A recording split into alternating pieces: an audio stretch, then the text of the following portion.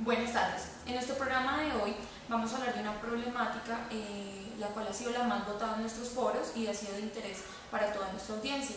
Vamos a hablar del trastorno disocial de la conducta en infantes. Para ello trajimos a dos expertas psicólogas en el tema, los cuales nos van a ampliar un poco más sobre esta problemática. Primero vamos a hablar con la doctora Laura Piñeros, psicóloga de la Fundación Universitaria Konrad Lorenz, especialista en psicología infantil clínica. Doctora Laura, ¿en qué consiste el trastorno disocial? Buenos días. En el Tratado de Pediatría, el Dr. Richard Berman nos señala que el trastorno disocial se define como una entidad clínica o un patrón reiterado de conductas de tipo antisocial.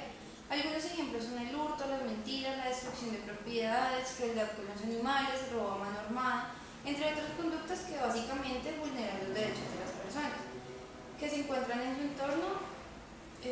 Además, como lo explicó Vázquez y sus compañeros en la guía clínica para el trastorno disocial, estas manifestaciones conductuales van ligadas a una serie de situaciones familiares, escolares, sociales que pueden iniciar o mantener el trastorno, teniendo en cuenta la exclusión de los sujetos mayores de 18 años. El trastorno antisocial es importante hacer una aclaración a diferencia con el trastorno antisocial, ya que, como lo dice el PhD César Rey, las dos patologías se caracterizan básicamente por la comisión reiterada de actos al margen de las normas y en contra de los derechos de los demás. Para el trastorno disocial solo es posible su diagnóstico en la infancia o en la adolescencia, mientras que el trastorno antisocial de la personalidad se diagnostica a partir de los 18 años, teniendo repercusiones más graves. Bueno, a través de nuestras redes sociales, el señor Ricardo Pérez, estudiante de psicología, nos hace una pregunta de cuál es el inicio y curso de esta patología. Doctora Laura. El inicio del curso del tratamiento del trastorno disocial es un patrón de conductas que se hace evidente al final de la infancia y comienzos de la adolescencia, aunque es probable que las primeras muestras de conducta se realicen a los 5 y a los 6 años de edad, no siendo normal que se presente después de los 16 años de edad.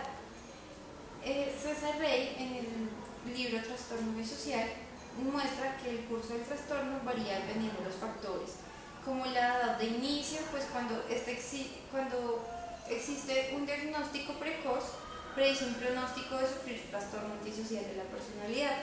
En otros casos, cuando el inicio se da en la adolescencia, se presentan síntomas leves y es posible que al llegar a la edad adulta tenga una adaptación social efectiva y el trastorno disocial remita.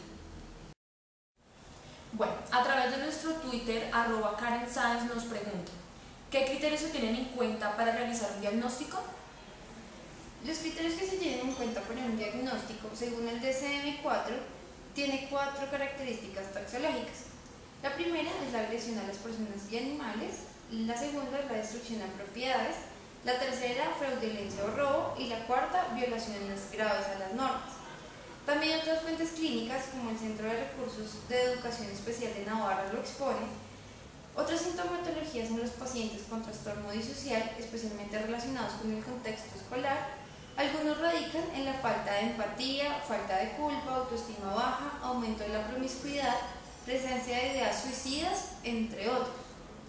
También es muy importante y fundamental para el diagnóstico, como lo explica el equipo de la conducta del Centro de Recursos de Educación Especial de Navarra, al momento de realizar un diagnóstico establecer las diferencias con otros trastornos psicológicos, ya que debido a las características topográficas de la conducta es muy posible caer en una confusión. Por ejemplo, el trastorno negativo desafiante comparten algunos patrones de conducta, pero este no incluye conductas agresivas ni violación a los derechos básicos. Otro de ellos es el trastorno por déficit de atención con hiperactividad, el cual comparte conductas hiperactivas perturbadoras, pero igual que el anterior no viola los derechos básicos de las personas. Y como lo mencionamos anteriormente, es clara la diferenciación con el trastorno antisocial de la personalidad. Ahora nos encontramos con la doctora Lady Pulido. Ella también es egresada de la Fundación Universitaria Konrad Lorenz, psicóloga y especialista en el tema de psicología clínica infantil. Para la doctora Lady, el señor Santiago Moreno nos envía la siguiente pregunta. ¿Con qué otros modelos o con qué otros trastornos se puede relacionar el trastorno disocial de la conducta infantil, doctora? Bueno, uno de los puntos más importantes al momento de hacer un diagnóstico de este trastorno es tener claro tanto el terapeuta como el paciente y sus responsables de este trastorno tienen una alta comorbilidad. César Rey explica que este trastorno puede diagnosticarse junto a un consumo de sustancias psicoactivas por la influencia de pares negativos. También el trastorno por déficit de atención con hiperactividad con una comorbilidad de 50%. Trastornos de aprendizaje debido a su bajo coeficiente verbal.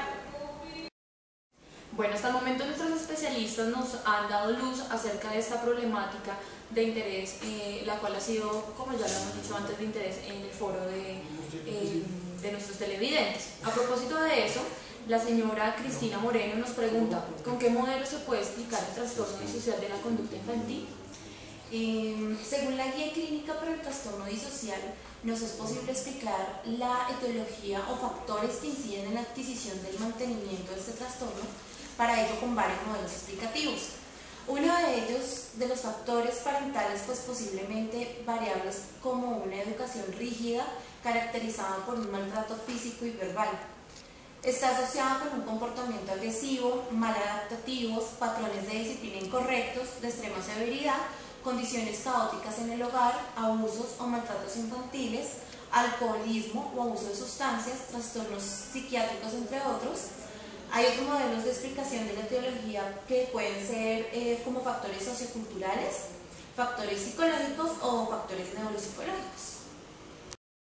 Bueno, ya para finalizar nuestro programa de hoy, doctora, te quisiera hacer una pregunta. ¿Cuál es la evaluación pertinente para llegar al trastorno? Como ya se fue nombrado anteriormente, el trastorno disocial es un problema con muchas facetas y estados cambiantes. Como lo dice Vicente Caballo en el Manual de Psicología Clínica Infantil del Adolescente, por ello no hay una batería específica para la evaluación, por ello es necesario hacer una recolección de datos de diferentes fuentes, por ejemplo, entrevistas semiestructurales, como una entrevista de conducta antisocial, evaluaciones funcionales de las interacciones del niño o el adolescente con su familia o sus pares. Otro instrumento útil de la lista de comportamientos infantiles que tiene un formato para los padres y otro para los profesores. También es posible una explicación por medio de los test de inteligencia debido a la importancia de ubicación de los programas adecuados para no caer en altos niveles de frustración que conllevan las conductas agresivas. Bueno, agradecemos a nuestras dos especialistas, la doctora Laura Piñeros y la doctora Lady Pulido, por haber participado en nuestro programa de hoy. Esperamos para todos nuestros televidentes haber despejado todas sus dudas. No olviden, a partir de esta noche ya queda abierto nuestro foro para la siguiente semana, el cual trataremos en nuestro programa del día viernes a esta misma hora. Feliz tarde, que estén muy bien.